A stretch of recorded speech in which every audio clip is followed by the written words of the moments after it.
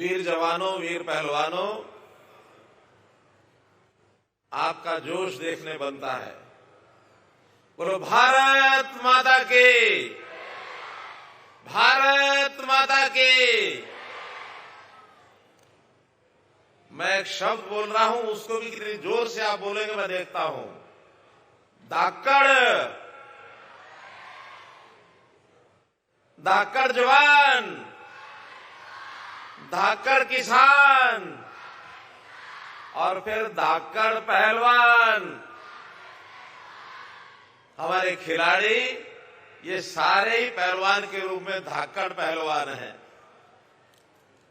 और ये सब धाकड़ जवान, धाकड़ किसान, धाकड़ पहलवान, तो फिर हमारा हरियाणा भी केस है।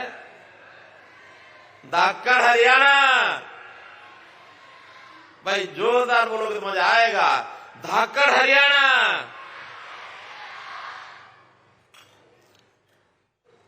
चौधरी रणजीत सिंह जी, मेरे साथ हमारी कैबिनेट के मंत्री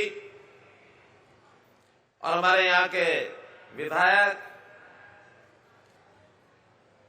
श्री हरेंद्र कल्याण जी, हमारे विधायक श्री धर्मपाल गोंदर जी, हमारे यहां की मेयर बहन रेणुबाला गुप्ता जी, हमारे सेक्रेटरी स्पोर्ट्स श्री नवदीप विर्क जी, उपस्थित डीसी साहब, एसपी साहब और हमारे वाइस चांसलर स्पोर्ट्स यूनिवर्सिटी, अन्य अधिकारीगण और इस देश की शान बढ़ाने वाले हमारे सभी उपस्थित 22 यंग मेडलिस्ट, उसमें गोल्ड मेडलिस्ट, सिल्वर मेडलिस्ट और ब्रॉन्ज मेडलिस्ट यहां उपस्थित हैं। और जो अन्य 22 मेडलिस्ट आज यहां नहीं आ पाए, उनके सबके अभिभावक, उनके माता पिता, इन सब खिलाड़ियों को इस लेवल तक पहुंचाने वाले हमारे सारे सहायक जो कोच बंधु हैं, अन्य सहयोगी हैं, उपस्थित अभिभावकगण, उपस्थित सभी हमारे अभ्यागत, स्कूल और कॉलेज से आए हुए छात्र छात्राओं, पत्रकार छायाकार मित्रों, आज का ये कार्यक्रम वैसे तो सम्मान का कार्यक्रम कहा जा रहा है, लेकिन केवल सम्मान तक सीमित नहीं, मैं इस कार्यक्रम को एक गर्व और आभार का कार्यक्रम भी कहूंगा। गर्व हमें इस बात का है कि खेलों की दुनिया में हरियाणा ने अपना एक स्थान बनाया है। हरियाणा देश में विदेश में खेले जाने वाले खेल हों, उन सब के अंदर अपनी जो भागीदारी करके ऑन एवरेज 30 से 40% मेडल हमारा हरियाणा का जो खिलाड़ियों को लेकर के आता है। 30 से 40% भागीदारी एक प्रदेश की, और बाकी अगर 60-65% भागीदारी है तो सभी 35 प्रदेशों की है। तो इतनी बड़ी भागीदारी होने के नाते से हम कहते हैं हमको अपने हरियाणा के खिलाड़ियों पर गर्व है। मैं आभार भी व्यक्त करूंगा ऐसे सब खिलाड़ियों का, उनके अभिभावकों का, उनके कोचेस का, जिन्होंने इनको सहयोग किया है, इनको प्रेरणा दी है, ताकि अपने देश का मान सम्मान बढ़ाएं। इन्होंने प्रदेश का भी मान बढ़ाया, देश का भी मान बढ़ाया, इसलिए मैं इन सबका आभार भी प्रकट करता हूं। तो इसलिए मैं तो आपसे इतना ही निवेदन करूंगा कि हरियाणा का एक खिलाड़ी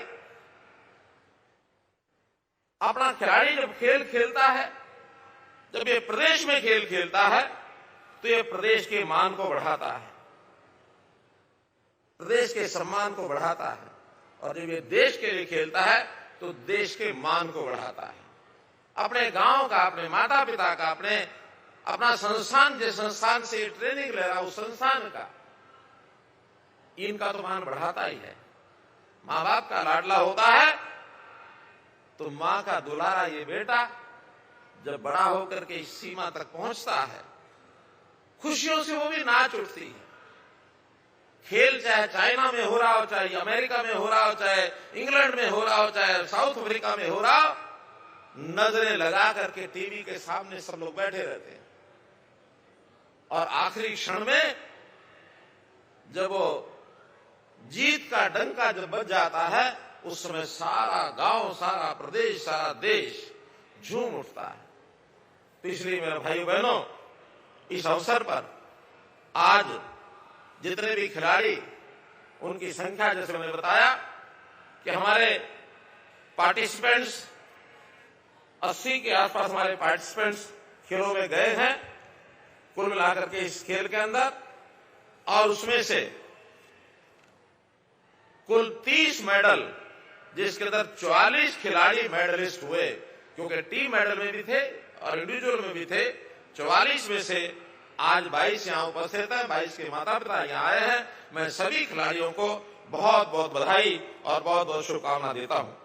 भाइयों बहनों, ये सरकार की नीतियां, जैसा अभी मंच पर बताया गया, हम लोगों ने नीतियों में कई प्रकार के ऐसे सुधार किए हैं कि खेलने के लिए कोई भी बालक बचपन से ही प्रेरणा लेकर के आगे बढ़े, युवा होने के बाद उसको पूरे अवसर मिले।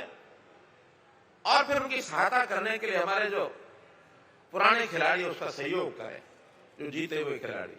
बचपन के अंदर खेल नर्सरियां, ये खेल नर्सरियों की हमने जो कल्पना की, बच्चों को catch them young, 1100 nursery Haryana में चल रही है, ताकि उसके अंदर छोटे बच्चे उनकी रुचि के हिसाब से, उनकी क्षमता के हिसाब से उनकी पहचान करनी चाहिए। वो फिर खिलाड़ी बढ़कर के आगे एक उत्तम खिलाड़ी बनकर के तैयार होता है। और उसके अंदर कई प्रकार के खेल होते हैं। उसी में मैं आज बात जोड़ना चाहूंगा खेलो इंडिया की। अभी अभी अपने राष्ट्रीय जो खेल मंत्री हैं, केंद्रीय खेल मंत्री अनुराग ठाकुर जी ने जो हमको बताया है कि हरियाणा में 15 खेलो इंडिया केंद्र, इनको मंजूरी दी है। और हर एक खेलो इंडिया केंद्र के ऊपर इंफ्रास्ट्रक्चर को बढ़ाने के लिए 5 लाख रुपए की जो राशि है वो भी उन्होंने दी है। 15 की परमिशन हमको मिली है, जिसमें से आज 10 का उद्घाटन हुआ है। बाकी 5 इस आने वाले वर्ष के अंदर जो करेंगे, उन 5 के भी जो 10 खोले गए हैं, उनके स्थान एक पंचकुला, कुरुक्षेत्र, यमुनानगर, कैथल, भिवानी, चरखी दादरी, रोहतक, झज्जर, फरीदाबाद और पलवल, ये 10 स्थानों के ऊपर जो केंद्र हैं, उनका आज उद्घाटन हुआ है। अन्य जो 5 रह गए हैं, उनको भी अगले वर्ष के पहले, जिसमें हिसार, सिरसा, नूंह, सोनीपत और जहां हम बैठे हैं करनाल, यहां भी ये सारे केंद्र अगले साल में होने वाले हैं। मैं आग्रह करूंगा हमारे केंद्रीय मंत्री जी से कि 7 जिले और बचते हैं, हम इसके बाद अगले 7 जिलों के जिला केंद्रों पर भी उनसे निवेदन करते हैं कि 7 केंद्र और मंजूर कर दिए जाए, ताकि सभी 22 जिलों में हमारे जो केंद्र हैं ये खुलने चाहिए, ताकि हम बच्चों को खेलो इंडिया की इस प्रतियोगिता में भाग लेने के लिए तैयार कर सकें। चाहे फिर वो नेशनल गेम्स हो, आगे एशियन गेम्स हो, ओलंपिक गेम्स हो, सबके अंदर आगे बढ़ने की प्रेरणा हम अपने खिलाड़ियों को बहुत सी योजनाएं बना करके देते हैं। अब इसमें से बहुत खिलाड़ी मेहनत करके अपना एक स्थान प्राप्त करते हैं। जैसे आज गोल्ड मेडलिस्ट प्रथम आए, सिल्वर मेडलिस्ट सेकंड आए, ब्रॉन्ज वाले थर्ड आए। कुछ केवल पार्टिसिपेंट्स हैं। हमने पार्टिसिपेंट्स के भी प्रोत्साहन के लिए उनको भी राशि देते हैं, ताकि उनका भी हौसला बढ़े और वो भी आगे बढ़े। जो लोग मेडल विनर्स हैं, मेरा इनसे एक आग्रह है कि इनको अपने स्थान को इंप्रूव करने के लिए आगे बढ़ना चाहिए। इसी स्तर का खेल है तो उसमें अपना स्थान ऊंचा कैसे करें, थर्ड से सेकंड कैसे आए, सेकंड से फर्स्ट कैसे आए, और फर्स्ट वाले को कहूंगा कि किसी और को फर्स्ट आने ना दे। अपने आप को खुश बनाए रखें। तो कंपटीशन में इस भावना को लेकर के आगे बढ़ेंगे तो नए नए खिलाड़ी और आगे उभरेंगे। और जो आज एशियन खेल रहे हैं तो आगे बढ़कर के ओलंपिक में इसके तैयारी के लिए अपनी जी जान लगा दें, ताकि ओलंपिक जो हाईएस्ट खेल होता है उस हाईएस्ट खेल के लिए हम लोग जो है आगे बढ़ सकें, ताकि दुनिया किसी तरीके से भारत को पहचाने और भारत में हरियाणा को भी पहचाने। क्योंकि एक बात से हमें बताने में भी मुझे संकोच नहीं है, हरियाणा देश की टैली में तो ऊपर आया है, काफी प्रथम है। आज सभी प्रदेशों में नंबर 1 पर हरियाणा है, यदि हम अपने प्रदेशों की बात करें। लेकिन दुनिया के जब देशों की बात करते हैं तो भारत को भी प्रथम आने में बहुत समय लगेगा।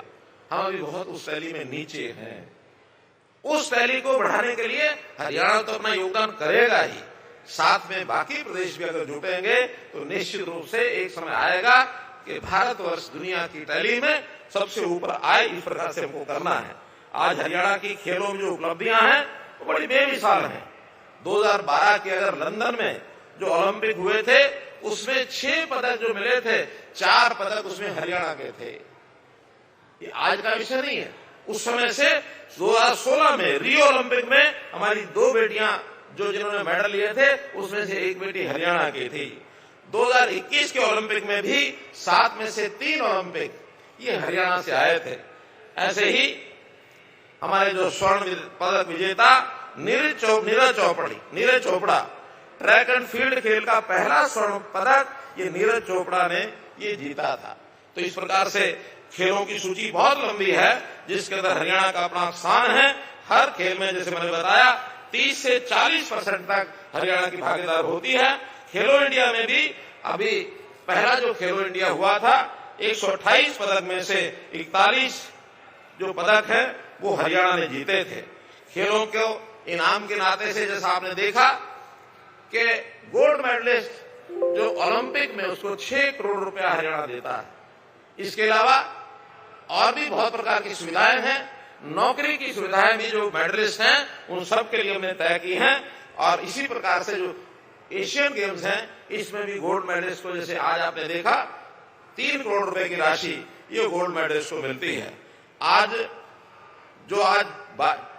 44 खिलाड़ियों को जो नगद राशि दी गई है, आज तो एक टोकन जैसा होता है, इसके बाद इनके खातों में राशि शाम तक ही पहुंच जाएगी।